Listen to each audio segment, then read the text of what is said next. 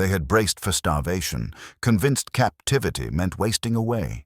But when trays of food appeared not once, but 3 times a day, the German women POWs stared in disbelief, torn between hunger, gratitude, and the unbearable weight of guilt. The collapse came faster than anyone imagined. 1 week they were still stamping orders, tending to the wounded, filing reports in dimly lit offices. The next they were running, swept up in the tide of defeat as American columns pushed deeper into the Reich's crumbling edges. The women, nurses with blood still on their hands, clerks with typewriters abandoned mid-sentence, auxiliaries who had once believed they served at the heart of something eternal, were gathered like debris after a storm. Trucks rattled down broken roads, herding them with curt commands and rifles slung low. Fear pressed in heavier than the uniforms on their backs. For years, they had been fed stories of what American captivity meant. They had heard whispers of rape, humiliation, starvation until their bones showed. Propaganda reels had burned the images into their minds. Enemy soldiers as beasts, enemies as men who would strip them not just of freedom, but of womanhood itself. Better to die, some had been told, than to fall into enemy hands. Now that moment had arrived, and death had not claimed them. Instead, they stood under the cold gaze of guards whose indifference was somehow more terrifying than cruelty would have been. The capture itself was clumsy, hurried, almost businesslike. No grand declaration, no staged humiliation. Just hands raised, satchels surrendered, names scribbled on lists. Some women cried openly, shoulders shaking as they thought of their families left behind. Others clenched their jaws and stood stiff, determined not to give the Americans the satisfaction of seeing their fear. A young nurse muttered prayers under her breath, convinced each step toward the waiting trucks was one closer to torment. Another clutched a family photograph so tightly it bent in her fist. But as they were loaded and driven away, the scenes outside the slats in the trucks unsettled them more than the guards did. Villages gutted by bombs, churches collapsed into piles of stone, children with hollow eyes standing in rubble. This was what Germany had become. They wondered if captivity could truly be worse than the sight of their homeland broken beyond recognition. Still, the fear remained. Propaganda's grip was strong, and every bump of the truck seemed to carry them closer to horrors they could not yet see. When night fell and they were corralled into a makeshift holding camp, the guards offered water, even a crust of bread. Suspicion tightened in every throat. Was this a trick, the first step before cruelty began? They drank anyway, some trembling so hard the cups rattled in their hands. Sleep came in fitful bursts, each woman bracing for the sound of boots, for violence in the dark. But morning brought nothing but another roll call, another march, the routine of captivity settling around them like a fog. The women had not yet realized it, but the greatest shock of their imprisonment would not come from chains or hunger. It would come from abundance, from the discovery that the enemy they had been taught to fear most would not starve them at all, but feed them, and that truth, though they could not see it yet, would unravel everything they thought they knew.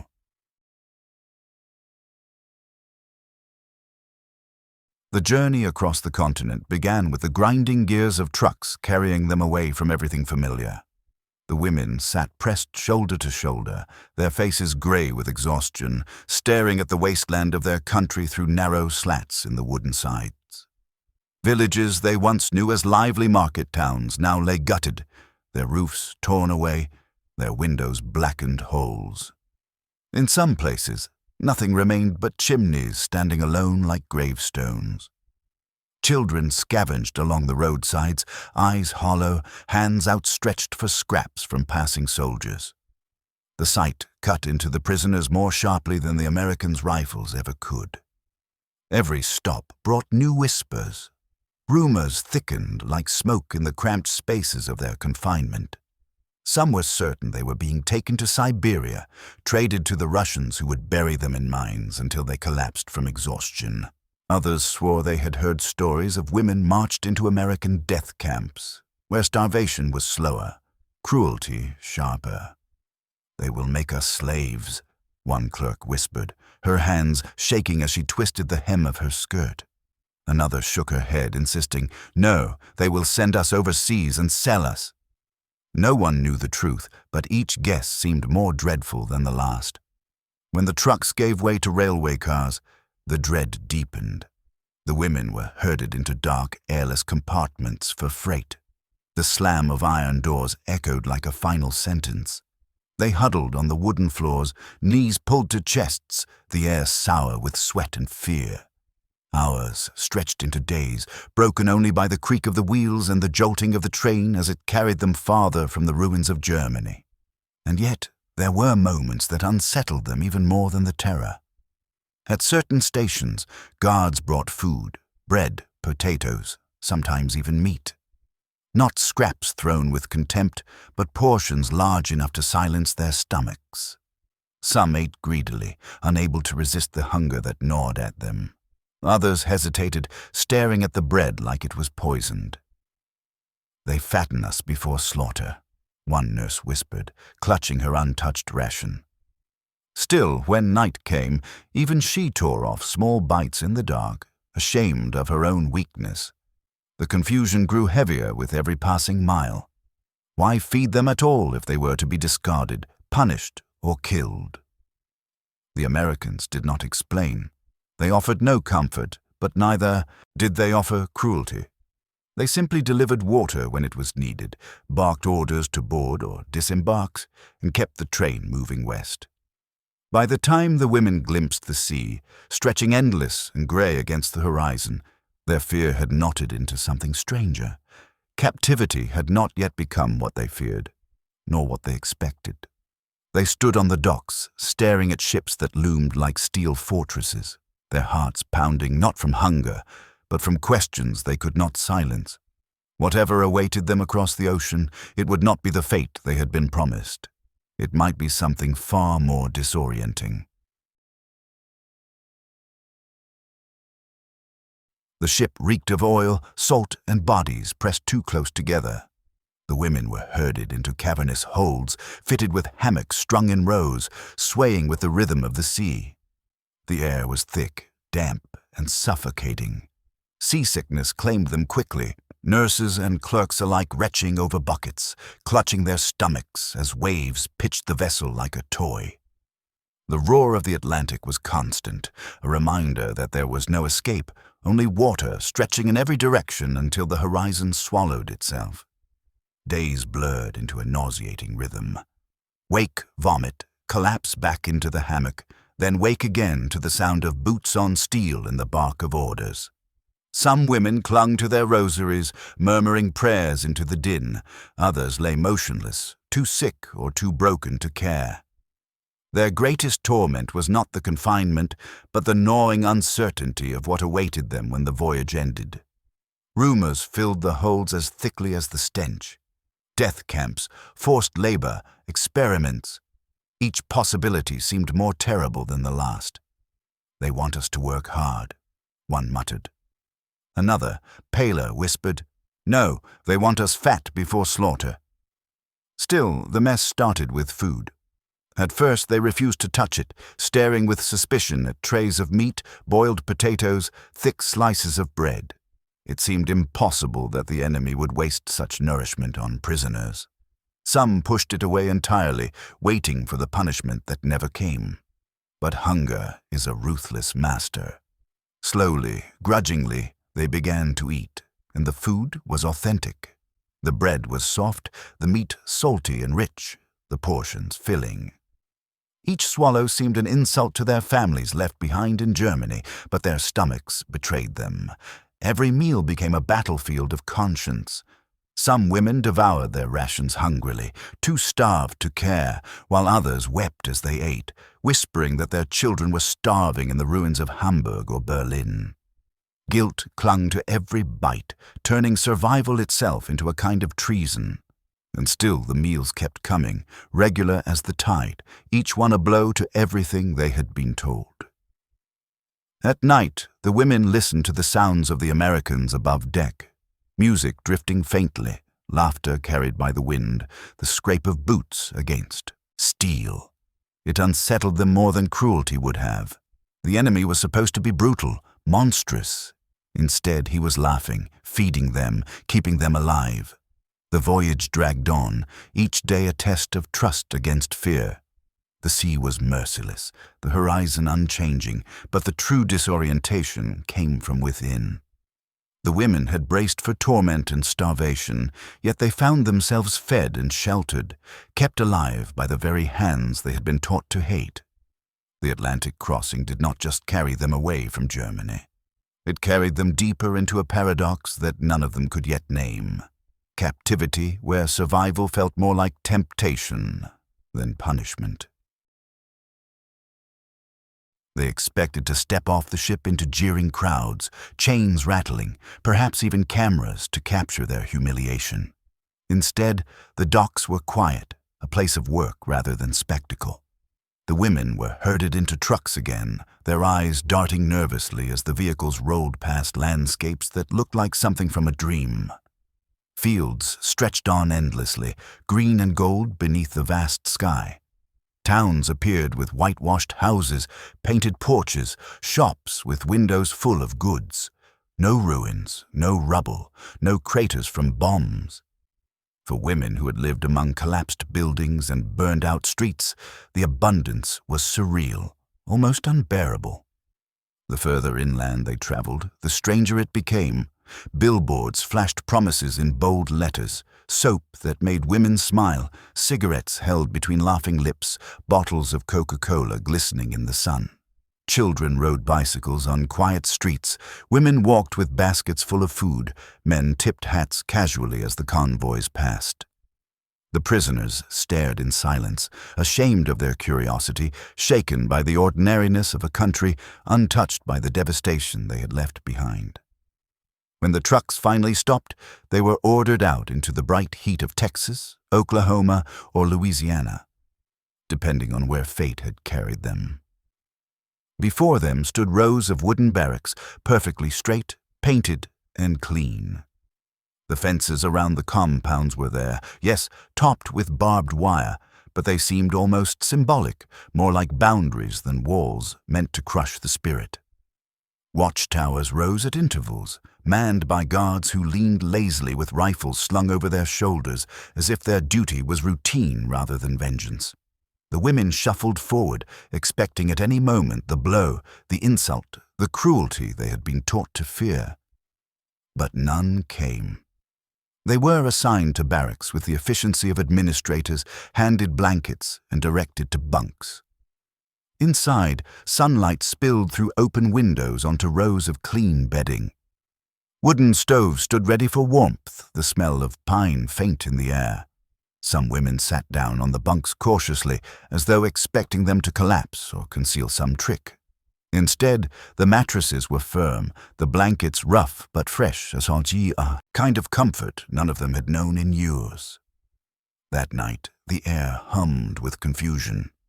Through the thin walls they could hear radios playing from the guards' posts, music drifting in, jazz and swing songs that made the world outside sound alive, even joyous. Some of the women wept quietly, overcome by the strangeness of it all. Others lay stiff, refusing to let the enemy's comfort seep into them.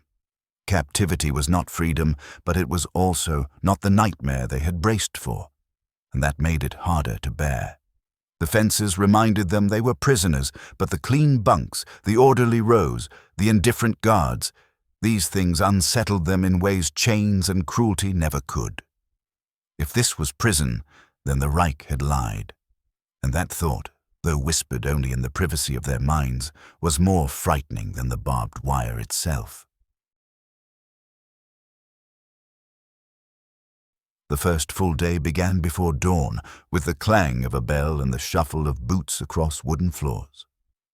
The women rose reluctantly, bracing for drills or punishments, the kinds of routines they had been warned about. Instead, they were herded toward the mess hall, the smell hitting them before they even entered. Rich, heavy, impossible. Coffee. Real coffee. Their stomachs clenched at the scent, a reminder of everything rationing had stolen from them years before. Inside, the hall buzzed with a strange efficiency. Long tables waited with trays lined up, steam rising from tin pitchers and serving pots. Guards stood by, but they did not sneer or shout. They simply gestured for the women to take their places.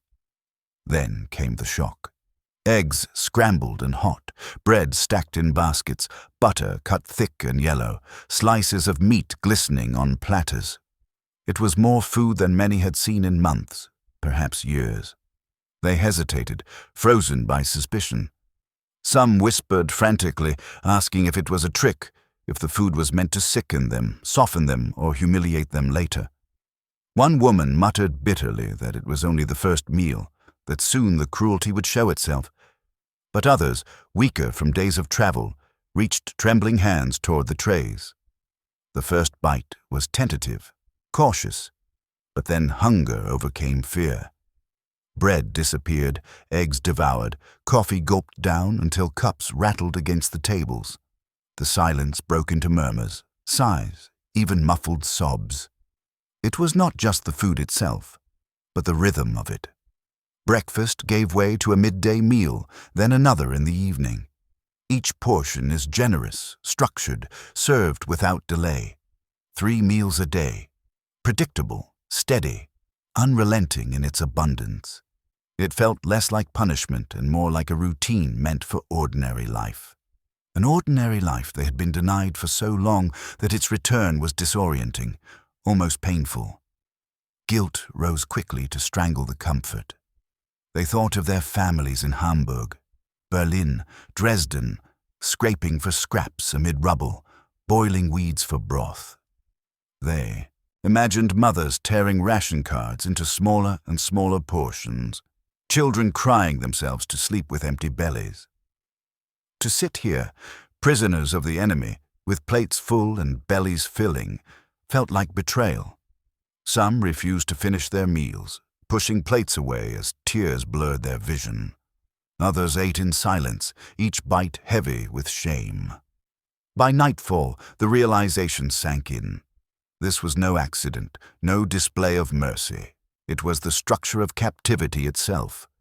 Food served 3 times daily, as reliable as the sunrise. And that regularity, that comfort, unsettled them more than hunger ever had. Hunger they understood. Hunger was loyalty, sacrifice, survival. But this abundance, offered without cruelty, left them lost in a different kind of torment, the terrifying possibility that the enemy's prison provided more life than their homeland ever had. The food kept coming day after day, a rhythm as steady as the guards' footsteps outside the barracks. Breakfast, lunch, supper. 3 times the trays appeared, and 3 times the women were forced to confront themselves. It was no longer just hunger that gnawed at them, but the unbearable weight of conscience. Every plate set before them was a reminder that somewhere across the ocean, their families were surviving on scraps or not surviving at all. Some women ate quickly, heads bowed, as if ashamed to be seen swallowing. Their hands trembled as they lifted forks, but they could not stop. The eggs, the bread, the butter were too much for empty stomachs to resist. The first sips of coffee still burned going down, but now the bitterness felt like punishment, something to match the guilt swelling in their chests. They devoured their meals and wept silently afterward, whispering apologies into the blankets at night. Others resisted. They pushed trays away, untouched, declaring that to eat while their families starved was treason against blood and country. One nurse with hollow cheeks announced flatly that she would fast until Germany rose again, though she collapsed after 3 days, her body betraying her principles. Another swore she could taste ashes in the butter, as if it carried the smoke of her bombed-out city. For these women, refusing food became the only loyalty they had left to cling to, even if it meant weakening themselves into shadows. Arguments broke out in the barracks, sharp whispers that escalated into accusations. Those who ate were branded traitors, weak, seduced by the enemy's kindness. Those who refused were called fools, martyrs without cause, dying for nothing in a place that demanded nothing of them but survival. There was no middle ground, only hunger and guilt, each gnawing from a different angle. The women began to divide themselves into camps within the camp, those who swallowed the shame with every bite and those who starved on principle, each side certain the other had betrayed something sacred. But even for those who resisted, temptation lingered. The smell of roasted meat, the golden sheen of butter melting on bread, the bitter richness of coffee, they haunted the air. Women who had sworn to starve would break at night, stealing from others' plates or tearing bread into tiny pieces to hide beneath their blankets, as though shame could be managed in secret. And when they were caught, there was no punishment, only silence, heavier than any rebuke. The Americans never raised their voices, never gloated. They simply kept serving food, steady as the tide, forcing the women to make the choice again and again, to eat and feel guilt, or to refuse and feel hunger. In the end, both choices left scars. For some, the shame of eating never faded. For others, the memory of refusing became just another hunger they would carry all their lives. In those mess halls, survival was no longer simple. It had become a battlefield of conscience, where every meal was a weapon that left no one untouched. Between meals, the hours stretched out into something that was neither freedom nor punishment, but a kind of limbo that unsettled the women more than chains ever could. They were given work details, tasks that seemed ordinary, almost domestic, and so far removed from the punishments they had braced for that they hardly knew how to react. In the mornings, some were sent to the fields, bending over neat rows of crops beneath the blinding American sun. The soil was dark, rich, alive in a way that mocked the bomb-blasted earth of Germany. They dug, weeded, planted, their hands dirty but their stomachs full, and the dissonance left them hollow. Others sat in long rows inside barracks converted into sewing halls. The sound of needles piercing fabric created a rhythm, steady and relentless, as uniforms and blankets were mended. Fingers that had once typed coded messages or carried scalpels now tugged thread through heavy cloth, their labor absorbed into the machinery of the enemy's war effort. It was not cruelty.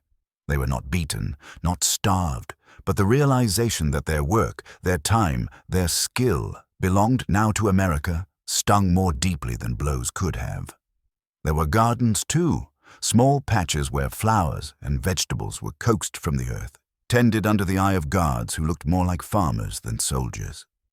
Some of the women found themselves talking to the plants in whispers, embarrassed by the tenderness it stirred. Others ripped weeds out with unnecessary violence, channeling their bitterness into the soil. Then came the strangest encounters. American women volunteers stepping through the gates with books, knitting patterns, even magazines full of glossy images. The prisoners stared at them as though they were creatures from another world. These women carried themselves with ease, their dresses neat, their hair curled, their smiles casual. They taught English phrases, corrected pronunciation, pointed at objects, and laughed gently when mistakes were made.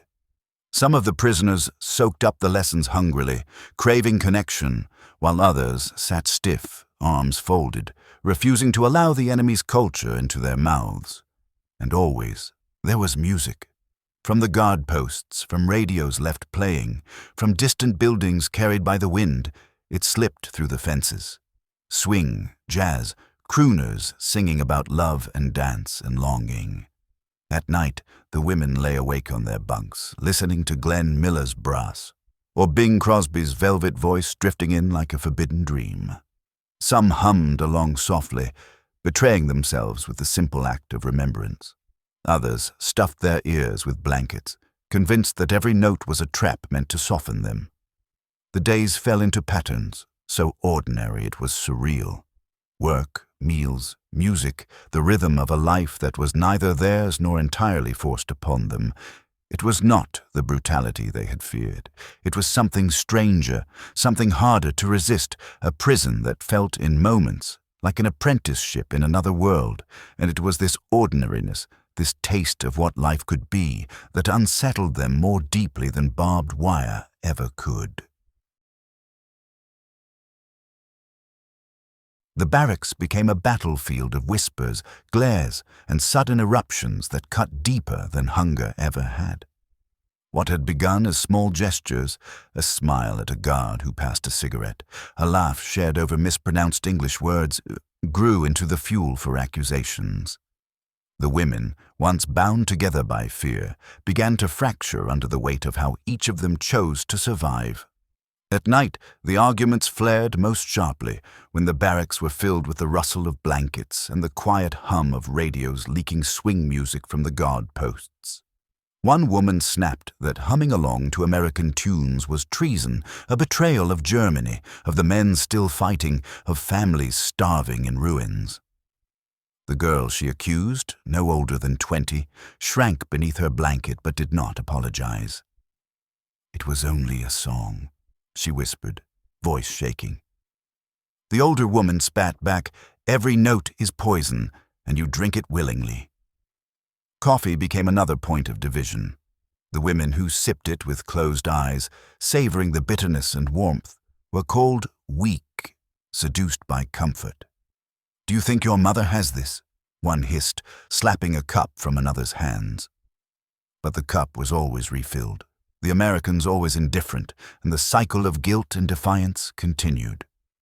Some clung fiercely to the belief that rejecting the enemy's kindness was the last shred of loyalty they could offer to the Reich, to their starving people, to the dead.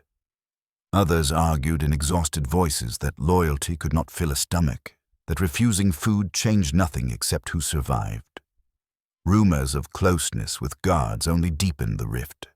A nurse was seen laughing quietly with a soldier during a work detail, and suddenly she was branded a traitor. "She sells herself for chocolate," someone muttered, loud enough for the whole barracks to hear. The nurse flushed, denied it, but the suspicion lingered. Every glance exchanged at the fences, every cigarette slipped through wire, every extra portion of bread carried back became evidence of betrayal. Trust eroded quickly. Friendships forged in fear splintered into bitterness, each woman watching the others with suspicion. Yet beneath the accusations lay a quieter, more dangerous truth. Some of them wanted the kindness. They wanted the music, the warmth of coffee, the feeling, if only for moments, that they were not enemies but human beings. Admitting it aloud was impossible, but it showed in the way eyes lingered on guards who treated them with indifference instead of hatred, or in the way laughter sometimes bubbled up despite themselves. The Reich had promised unity until death, but captivity in America had exposed fractures no ideology could hide. Bonds frayed, betrayals festered, and loyalty itself became a question with no clear answer. Was survival treason, or was clinging to bitterness just another way of dying slowly? Each woman made her choice in silence, but the barracks never forgot. Every smile, every sip, every song hummed in the dark.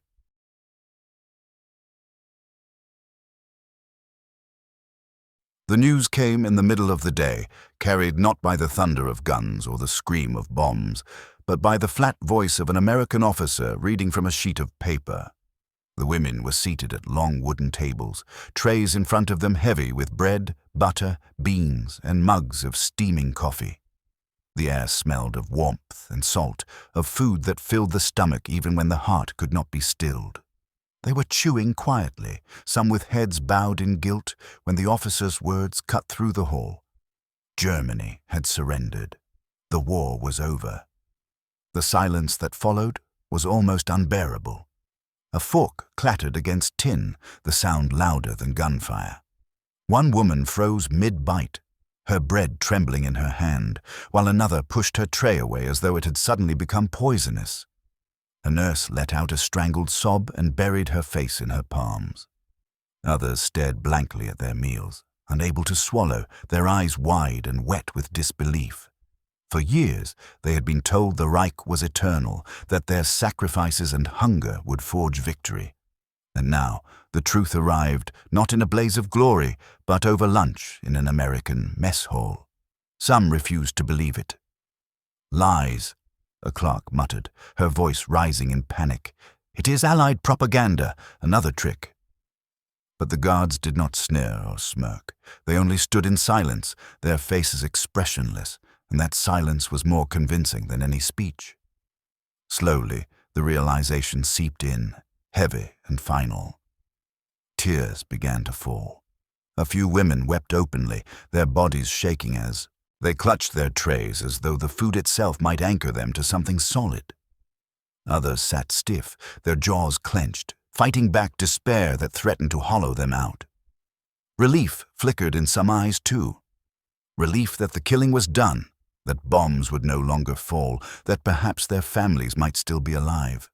But the relief carried its own poison because it came laced with shame. The bitterest truth was the irony none of them could escape. They were eating better as prisoners than their families were in the ruins of Germany. Every bite of bread, every swallow of coffee became unbearable under that knowledge. They imagined their children with hollow stomachs, their mothers in ration lines that led to nothing, their brothers buried beneath rubble. Here they were, fed and sheltered by the enemy, while those they loved most suffered in silence. Arguments erupted quietly at the tables. Some muttered that survival itself was betrayal, that to eat now was treason against the dead. Others answered in broken voices that refusing food would not rebuild cities or bring back the fallen. But no words could ease the fracture. That lunch became more than a meal. It was the funeral of an idea, the collapse of everything they had been told to believe. The Reich had fallen, and they were left with full plates and empty certainties. For many, defeat did not taste like ashes. It tasted like butter melting on warm bread. The return was not triumphant. It was not even a homecoming. It was a descent back into a country that no longer resembled itself. The trains carried the women eastward, their faces pressed to the glass, watching landscapes roll by in silence. At first, there was relief. Rooftops that looked familiar, fields that stirred old memories, but as the ruins grew denser, that relief curdled into grief. Cities lay flattened, streets reduced to rubble, churches gutted and blackened like carcasses. Everywhere, people shuffled like shadows, gaunt and hollow-eyed, carrying buckets, carrying nothing, carrying only the weight of survival. The women stepped off the trains with bodies that betrayed them. They were not fattened, not glowing, but they had not starved. Their skin held more color, their limbs more strength than those who had endured the final winter in Germany. The difference was small, but unmistakable. Neighbors noticed at once. "Prisoners," some muttered, staring with narrowed eyes. "Prisoners who ate while we wasted away." It did not matter that the women had wept with every bite, that shame had sat heavier in their stomachs than bread itself. To the hungry, their survival was an offense. Back in their homes, if homes still stood, they encountered a silence sharper than hostility. Families embraced them with relief, but conversations faltered when food was mentioned. Mothers asked quietly, "Did they feed you?" And when the answer came, eyes turned away. Some of the women lied, saying the food had been thin and the portions small. Others admitted the truth once and never spoke of it again, ashamed by the sound of their own voices. Yet the memories would not vanish. At night, when the wind howled through broken windows, they remembered the smell of coffee filling a mess hall, the richness of butter melting across bread, the steady comfort of knowing another meal would follow. It haunted them as much as it comforted them, a ghost that returned with every pang of hunger. Some buried the recollections deep, carrying them as secrets to the grave. Others confessed decades later, to children or grandchildren, describing in halting words how the enemy's prison had offered them something their own homeland had not. Food, structure, dignity. It was a cruel paradox they struggled to reconcile. The Reich had demanded sacrifice until death. Yet the enemy had given them life. Captivity had not broken them with chains or hunger, but with abundance, with the unbearable kindness of 3 meals a day. And as Germany rebuilt itself, as decades passed and the world moved on, the women carried that truth quietly. It was both shame and salvation, a reminder that the prison had fed them when freedom could not, and that sometimes dignity came from the unlikeliest of hands.